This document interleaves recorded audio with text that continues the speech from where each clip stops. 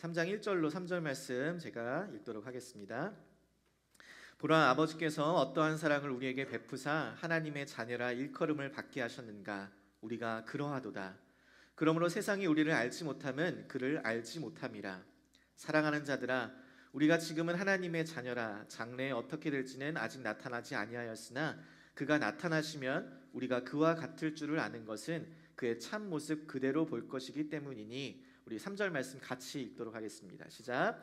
주를 향하여 이 소망을 가진 자마다 그의 깨끗하심과 같이 자기를 깨끗하게 하느니라. 아멘. 옛날 어느 마을에 미하일이라는 천사가 있었습니다. 그는 하나님께 불순종하여서 벌을 받고 인간 세상으로 내려오게 되었는데, 이 미하일은 너무 혼란스러운 거예요. 나는 천사인데 왜 인간 세상에서 살아야지? 어떻게 살아가야 하지? 그는 추운 겨울에 웅크리고 앉아 있었습니다. 옷도 너무 얇고 배가 고파서 어쩔 줄을 모르고 있었죠. 그때 세몬이라는 가난한 구두장이가 지나가다가 그를 발견했습니다. 세몬은 처음에는 도와줄까 말까 이제 망설이다가 우리 집에 먹을 것도 많지 않은데 이 사람까지 데려가면 어떡할까 했어요. 근데 세몬의 아내가 그를 받아들이면서 미하일이라는 천사는 겨우 이 따뜻한 곳에서 지낼 수 있게 되었습니다. 미하일은 이 세몬의 집에서 지내면서 인간의 마음을 관찰합니다. 특히 이 세몬의 아내가 처음에는 자신을 잘 받아들이지 않다가 나중에 마음을 바꾸어서 음식을 나누어 줄 때 미하일은 첫 번째 깨달음을 갖게 됩니다. 사람의 마음 속에는 무엇이 있는가? 그 마음 속에는 사랑이 있다. 이 사랑이 인간의 마음을 움직이게 하는 힘이구나라는 것을 깨닫습니다. 그러던 어느 날 부유한 남자가 세몬의 구두가게에 찾아오는데 그는 아주 사치스러운 부츠를 주문합니다. 그래서 이 구두는 내가 내년에 신을 거야. 중요한 행사가 많으니까. 그런데 이 남자는 다음날 갑작스럽게 세상을 떠나게 됩니다. 그러면서 미하일은 이 사건을 보면서 한 가지 진리를 깨닫습니다. 사람에게 허락되지 않은 것은 무엇인가? 그것은 미래를 아는 것이다. 인간은 자신의 생명을 스스로 통제할 수 없구나라는 그 사실을 깨닫게 됩니다.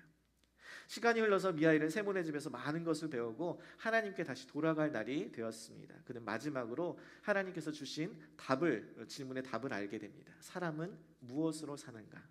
미하일은 깨닫게 돼요. 사람은 자기 자신만의 사랑으로 사는 것이 아니라 하나님을 사랑함과 또 타인을 사랑함으로 살아간다라는 것입니다. 이 세 가지의 깨달음을 얻은 미하일은 세몬에게 작별 인사를 합니다. 당신은 나에게 따뜻한 집과 음식을 주면서 사랑을 나누어 주었습니다. 당신 덕분에 나는 인간이 어떻게 살아가는지를 배웠습니다 라는 것이요. 여러분, 이 이야기는 러시아의 위대한 문호 톨스토이가 쓴 단편소설 사람은 무엇으로 사는가 라는 책에 나오는 이야기입니다. 그는 이 책을 통하여서 사랑이야말로 인간이 살아가야 할 이유라고 이야기합니다. 우리는 때로 내일을 걱정하고 때로는 자신의 능력만을 믿고 살아가지만 사실 진정한 삶의 힘은 하나님께서 주시는 사랑과 서로를 향한 사랑에서 비롯된다는 것입니다. 톨스토이가 인간 존재의 본질과 삶의 의미를 사랑에서 찾고 그것을 독자에게 보여준 것처럼 사도 요한은 오늘 본문에서 하나님의 사랑이 우리의 삶에 어떠한 의미인지, 그 사랑이 우리의 삶을 어떻게 인도해 가는지를 구체적으로 보여줍니다. 제가 요한일서는 크게 하나님의 두 가지 진리로 나누어 줄 수 있다고 말씀드렸는데, 하나는 빛이신 하나님이었고 또 하나는 사랑의 하나님이심을 보여준다고 했습니다. 오늘 3장부터가 바로 그 사랑의 하나님에 대해서 시작하는 부분입니다. 저는 오늘 이 본문의 말씀을 통하여서 하나님과 사귐을 가진 자들의 정체성과 삶의 기초가 되는 하나님의 사랑에 대해서 살펴보고, 이를 통해서 저와 여러분이 하나님의 사랑을 깨닫고 그 안에 온전히 거하는 우리 모두가 되기를 간절히 소망합니다. 어떻게 우리는 하나님의 사랑 안에 거하는 삶을 살 수 있을 것인가? 사도 요한은 첫째로 하나님의 자녀됨을 확신하라 라고 이야기합니다. 따라합니다. 하나님의 자녀됨을 확신하라. 1절 말씀을 한번 다시 보겠습니다. 보라, 아버지께서 어떠한 사랑을 우리에게 베푸사 하나님의 자녀라 일컬음을 받게 하셨는가? 우리가 그러하도다. 그러므로 세상이 우리를 알지 못함은 그를 알지 못함이라 라고 이야기합니다.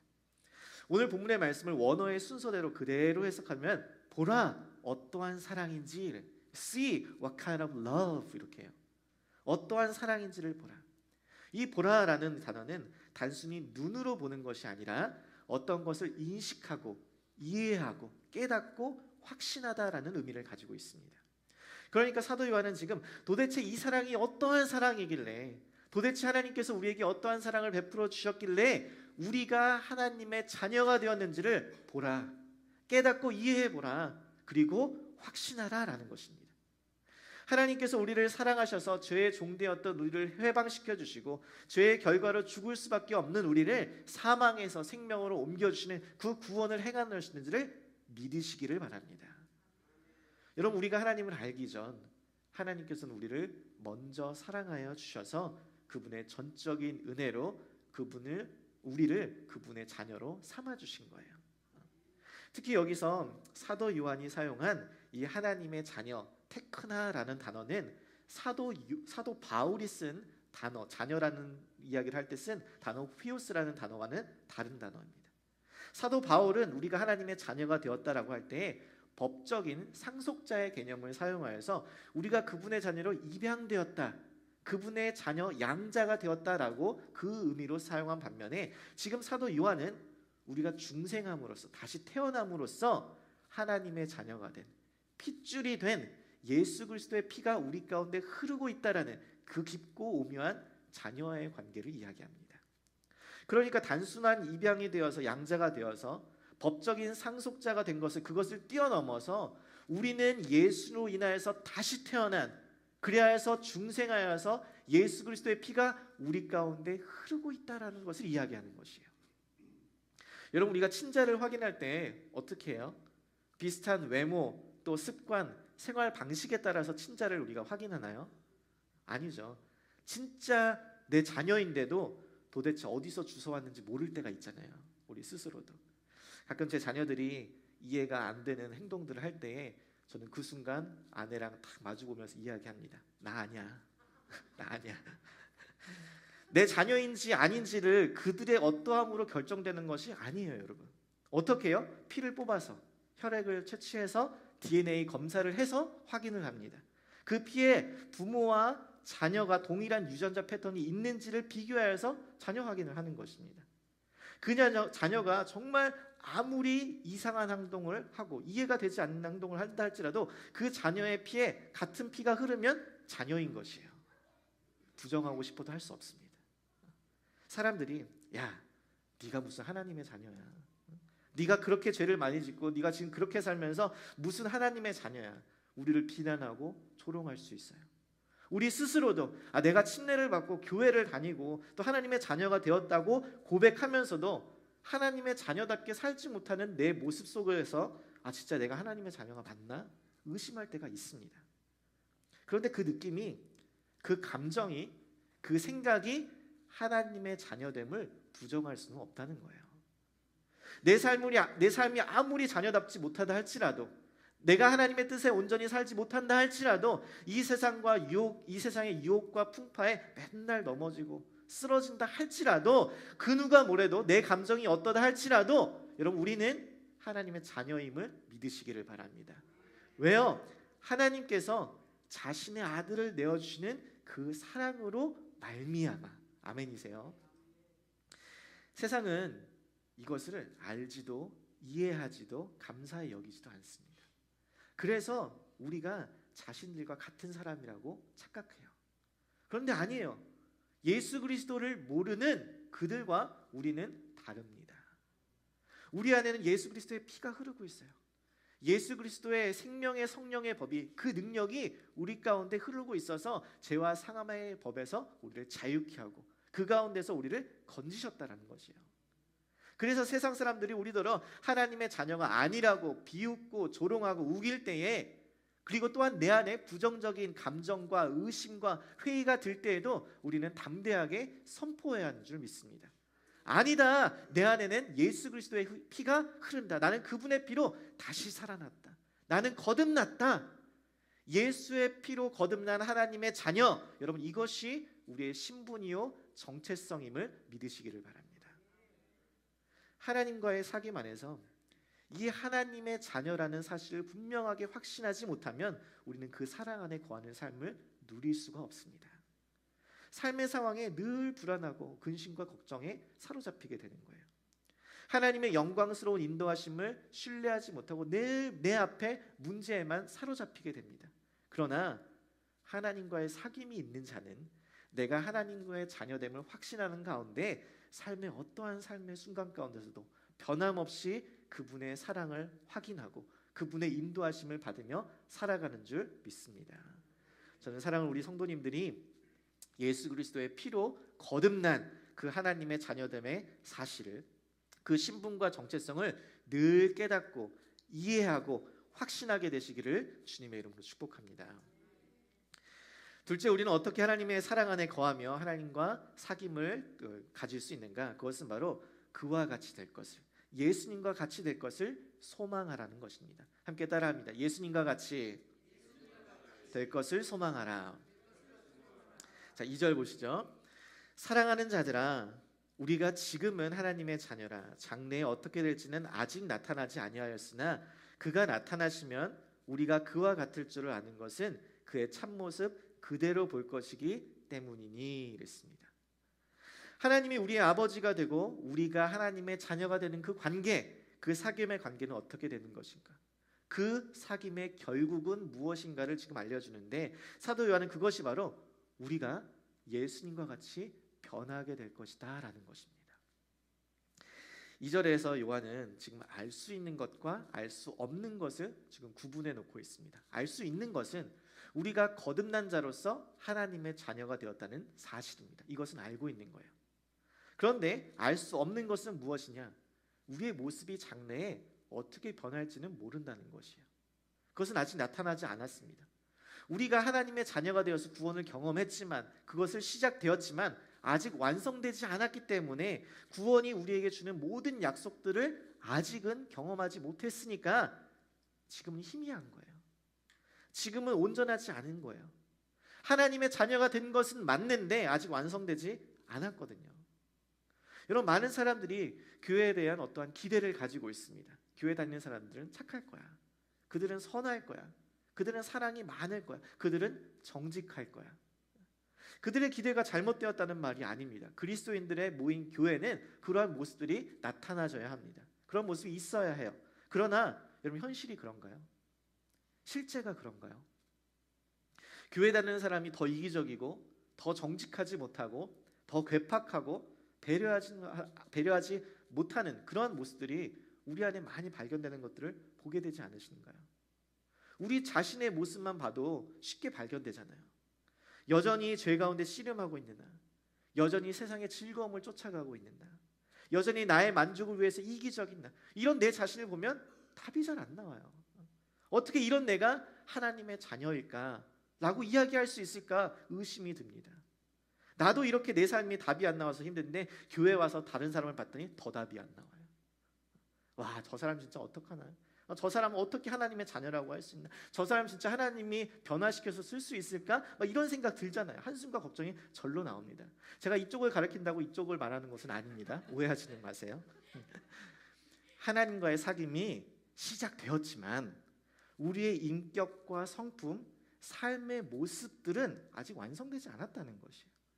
그래서 사도 요한은 내가 너무나 사랑하는 자들아, 우리가 지금 하나님의 자녀이지만 장래에 어떻게 될지는 아직 나타나지 않아서 여전히 하나님의 자녀답지 못한 모습들이 발견된다.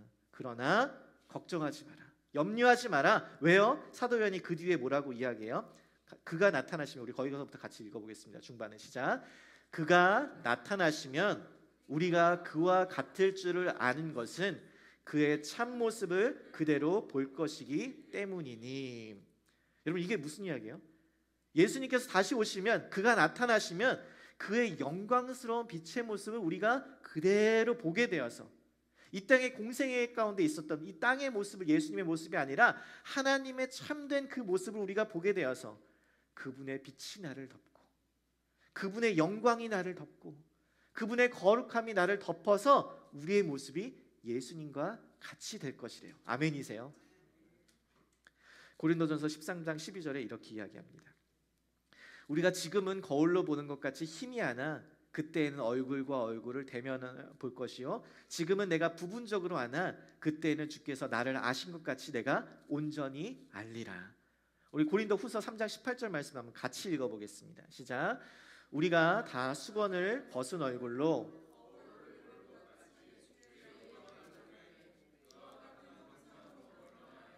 영광에서 영광에 이르니 곧 주의 영으로 말미암음이니라. 아멘.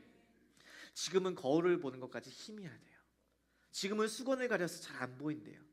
우리들의 모습 속에서 아직 예수 그리스도의 형상이 온전하게 나타나지 않은 거예요. 그러나 그때에 주님이 다시 오실 때에, 주님이 나타나실 때에는 우리가 그와 같은 형상으로 변화되어서 우리가 하나님의 자녀라는 것을 온전히 알게 될 것이기 때문에 뭐 하래요? 그와 같이 될 것을 소망하라는 것입니다.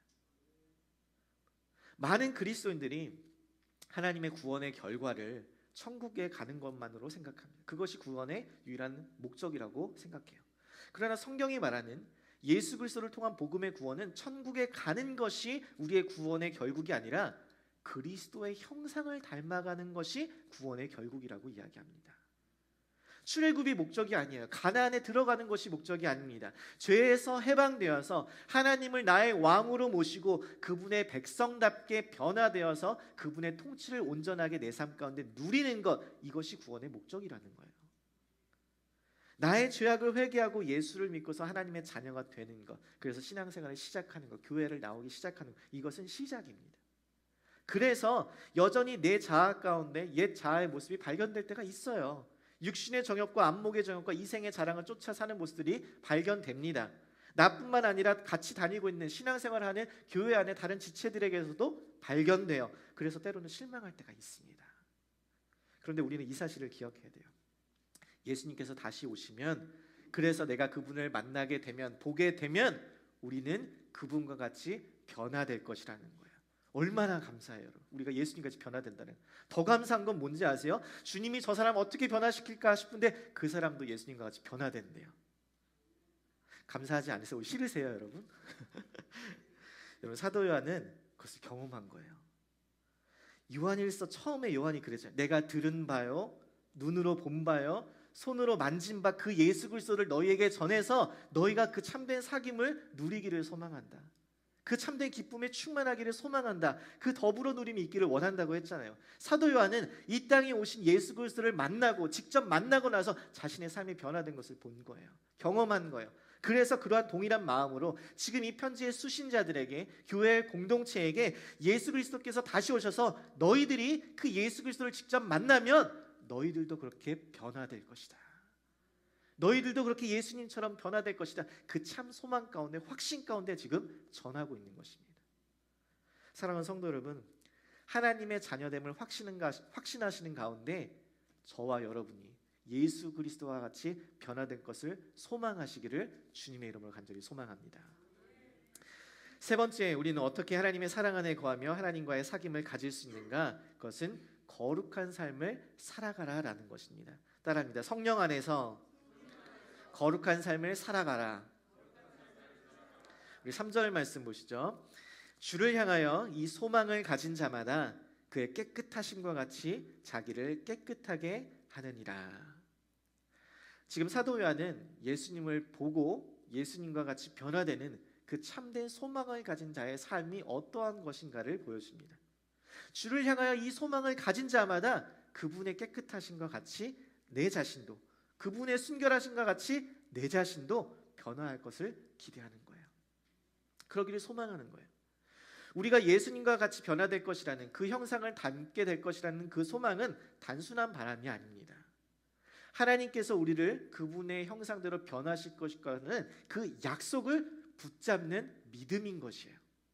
이 믿음을 가진 자는, 이 확신을 가진 자는 반드시 그 주님의, 내 삶에 주님을 닮고자 하는 열망이 생기게 됩니다. 이 동기가 생기게 되는 거예요. 그래서 이 소망으로 하여금 우리 자신을 순결하게 하고자 하고 거룩한 삶을 닮아가고자 하는 그 동기가 우리 가운데 열망으로 일어나게 됩니다. 이에 대해서 유진 피터스는 메시지 성경에서 이렇게 이야기합니다.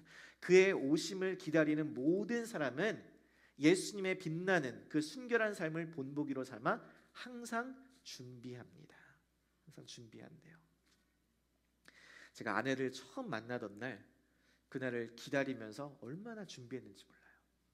가장 멋지고 가장 비싸고 좋은 의상을 입고 다 준비해서 딱 만났어요. 근데 제가 미국에서 오랫동안 사는 동안 공부를 너무 열심히 해서 그런지 너무 급격하게 변화하는 한국의 패션을 따라가지를 못했어요. 그래서 아내가 저를 보고 너무 충격받은 거예요. 아니 어떻게 지금 이 시대에 이렇게 촌스러울 수가 있나. 그래서 제가 그 이후에 항상 아내가 좋아하는 모습으로 준비하고 나타났었어요. 저의 패션 센스와 자존심에 굉장히 큰 스크래치가 났지만 사랑하는 사람을 만나기 위해서, 사랑하는 사람이 좋아하는 모습으로 서고 싶은 그러한 마음이, 열정이 제 안에 생기더라고요. 결혼을 해야 되니까. 여러분, 이처럼 내가 사랑하는 그 예수 그리스도를 만나서 그분의 형상을 닮아 변화할 것이라는 그 미래의 소망은 지금 현재의 우리로 하여금 그분이 기뻐하시는 모습으로 살고자 하는 열망을 샘솟게 합니다. 그분이 어떠한 모습으로 우리가 서기를 원할까요? 어떠한 모습이 하나님이 기뻐하시는 모습일까요? 그것은 거룩하고 흠이 없는 순결한 삶의 모습인 줄 믿으시기 바랍니다. 이 세상의 더러운 죄악들로 물든 모습이 아니라 하나님의 거룩하심으로 순결한 깨끗한 모습을 원하세요. 그래서 미래에 우리가 하나님의 형상대로 변화될 것을 소망하면서 하늘을 바라보면서 이 땅에서 선하고 거룩한 삶을 추구하는 것, 그것이 하나님과의 사귐을 가진 자들의 모습입니다. 하나님의 사랑 안에 거하는 자들의 삶이에요. 그래서 사도 바울도 골로새서 3장 1절부터 4절 말씀에 이렇게 이야기합니다. 그러므로 너희가 그리스도와 함께 다시 살리심을 받았으면 무엇을 찾으래요? 위의 것을 찾으래요. 거기는 그리스도께서 하나님 우편에 앉아 계시니라. 위의 것을 생각하고 땅의 것을 생각하지 말라라고 이야기합니다. 여러분, 이스라엘 백성들이 적과 꿀이 흐르는 땅, 가나안 땅, 그 약속의 땅에 들어가도 하나님과의 사귐이 아니라 가나안 땅에 족속들의 섬기던 그 우상 신들을 섬기고 사귐을 통하여서 하나님의 자녀로서 그 백성으로서의 삶을 살지 못할 때에 하나님께서 약속하신 그 축복들을 온전히 누리지 못했습니다. 여러분이 예수님을 믿고 침례를 받고 교회를 다니기 시작했다 할지라도 여전히 이 세상을 즐거워하고 그 안에 만족하여 살고 있다라면 하나님께서 약속하신 축복들을 우리는 온전하게 누리지 못하게 되는 것이에요. 우리가 정말 그리스도와 함께 다시 살리심을 받았다면, 우리가 정말 하나님과 참된 사귐의 교제를 누리고 있다면 여러분, 땅의 것을 생각하지 않고 위의 것을 생각하고 그것을 찾아야 하는 줄 믿습니다. 여러분, 하나님께서 예비하신 그 천국에서 온전한 사귐을 누리며 그분의 사랑 안에 거하기를 원하신가요? 그렇다면 이 땅에서의 예배 가운데 하나님과의 온전한 사귐을 누리시기를 바랍니다. 하나님의 말씀을 듣고 그분을 노래하고 그분을 높이는 이 예배를 통하여서 삶의 이 땅에서의 천국을 누리시는 거예요. 일주일에 한두 번 드리는 예배인데도 그 예배 가운데 하나님의 은혜를 온전히 누리지 못하고, 이 예배 가운데 하나님의 사랑을 갈망하지도 않고 하나님을 찬양하지도 않고 말씀도 그냥 듣는 둥 마는 둥 하고 내 시간과 내 물질, 내 에너지를 감사함으로 드리지도 않으면서 어떻게 하나님을 예배하고 찬양하는 그 천국에서 영원히 거할 수 있냐라는 거예요. 이 한두 시간의 예배도 거룩하게 구별하지 못하고, 나의 물질도 일정 부분을 하나님께 거룩하게 구별하지 못하고, 내 시간의 일정 부분도 거룩하게 구별하지 못하는데 어떻게 나의 영혼이, 내 삶이 주님 앞에 거룩하게 구별될 수 있을까요? 사랑하는 성도 여러분, 예수님께서 다시 오실 때 우리에게 원하시는 모습은 거룩입니다. 성결한 순결함이요. 이 거룩함이 교회를 교회되게 합니다. 사람들이 많이 모인다고 교회가 되는 것이 아니에요. 헌금이 늘어난다고 교회가 되는 것이 아닙니다. 똑똑한 사람이 많아지고 부자가 많아지고 사회 지도층이 많아진다고 해서 교회가 되는 것이 아니에요. 세상 사람들의 눈에는 그런 교회가 성공한 것 같아 보이겠죠. 그런데 하나님의 눈에는 절대 그렇지 않습니다. 많든 적든, 부유하든 가난하든, 똑똑하든 똑똑하지 않든 하나님 앞에서 순결하게 깨끗하게 구별된 자들, 그 거룩한 자들이 모인 곳이 바로 교회인 줄 믿으시기를 바랍니다. 그러한 교회가 참된 교회예요. 그러한 거룩한 자들이 모임 속에서, 그 거룩한 모임 속에서 주님의 능력이 나타나는 것입니다. 신앙생활을 하면 할수록 제가 참 깊이 깨닫는 것, 그 한 가지는 바로 이 거룩함이 능력이다라는 사실입니다. 성경을 많이 읽든 말든, 신학적 지식이 많든 영적인 경험이 많든 또 영적인 은사가 많든 그것이 우리에게 능력이 되지 않더라고요.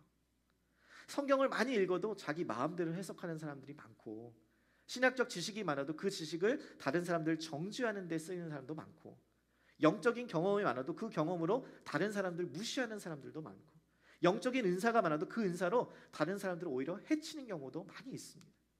진정한 능력은 다른 데서 오는 것이 아니에요. 바로 이 거룩함에서 오는 줄 믿으시기를 바랍니다. 교회를 이루고 있는 성도가 성도되게 하는 것도 바로 이 거룩함에서 시작되는 것이요. 여러분이 참된 그리스도인이라면, 예수님의 제자라면, 하나님의 자녀라면 여러분 순결하게 여러분의 몸과 마음을 지키십시오. 이 세상에 즐거운 것이 너무나 많아요. 우리를 유혹하는 것이 너무 많습니다. 이 정도는 괜찮아. 이런 것에 여러분 마음을 쉽게 빼앗기지 마세요. 요즘은 타로라고 해서 무슨 카드놀이처럼 쉽게 재미삼아 이제 해보는 거라고 많이 있는데, 여러분 그런 데 가서 점치는 거 하지 마세요. 도박하는 자리에 가지 마세요. 여러분 쉽게 재미삼아서 내기로 뭐 하면서 돈의 노예가 되지 마세요. 하나님이 원하시지 않는 관계가 있다면 여러분 끊으셔야 합니다. 보지 말아야 할 것들을 보거나 가지 말아야 할 것들을 가지 마세요. 하나님이 기뻐하시지 않는 것이다. 마음에 거리끼 있으면 하면 안 돼요, 여러분. 저는 거기에 가도 목사님 저 아무것도 안 합니다. 마음 안 뺏겨요. 제 자신을 잘 지킬 수 있습니다.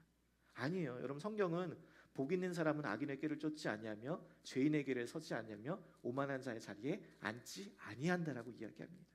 여러분 하나님께서 우리 가운데 주신 약속하신 그 참된 복을 누리시려면 여러분의 몸과 마음을, 여러분의 생각을, 여러분의 영혼을 순결하고 거룩하게 지키셔야 합니다. 그 죄의 자리에 가서 여러분의 삶을, 영혼을 더럽히지 마십시오.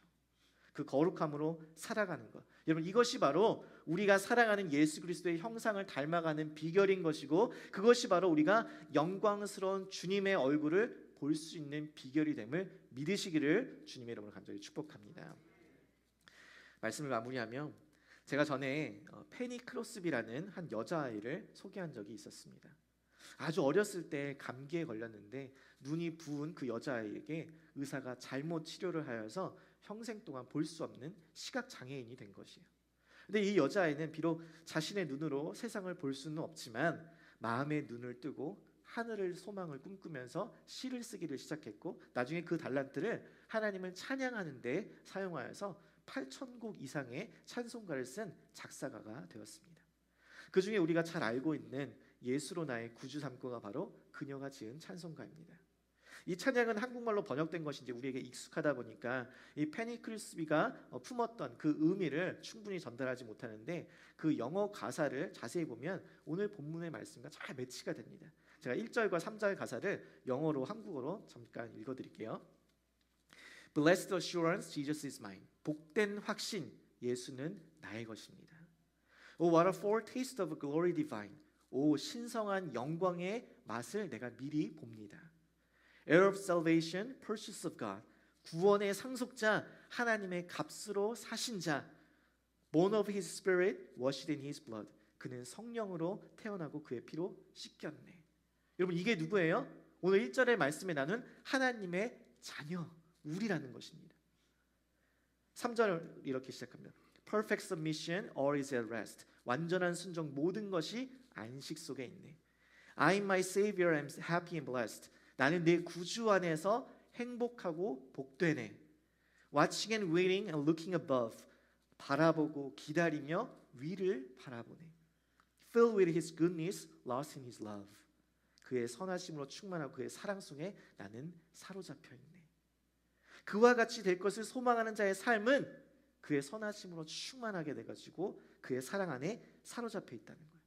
위를 바라보고 기다리는 것, 그 소망 가운데 우리가 거해야 한다는 것이죠. 여러분 그런데 이 찬양을 누가 작성했다고요? 페니 크로스비라는 시각장애인이. 그녀는 자신의 눈으로 아무것도 보지 못하면서도 하나님의 자녀됨을 확신하는 가운데 위의 것을 바라보고 소망하며 기다렸으며, 그로 인하여서 하나님의 삶으로, 선하심으로 충만한 삶, 그의 영으로 충만한 삶, 사랑 안에 거하는 삶을 살았다는 것입니다. 여러분 이것이 하나님과의 친밀한 사귐을 나누었던 그녀의 찬양이요, 그녀의 믿음의 고백이었습니다. 저는 저와 여러분에게도 이러한 확신과 소망 가운데, 삶 가운데 믿음의 고백들이 터져나오게 되기를 간절히 소망합니다. 하나님의 자녀됨의 확신, 예수 그리스도와 같이 변화될 것이라는 그 소망, 성령 안에서 거룩하게 하시는 그 삶을 통하여서 저는 우리 모두가 하나님 안에 거하기를, 그분의 사랑을 온전히 누리게 되기를, 그분께서 우리에게 약속하신 그 축복들을 누리게 되기를 주님의 이름으로 간절히 축복합니다.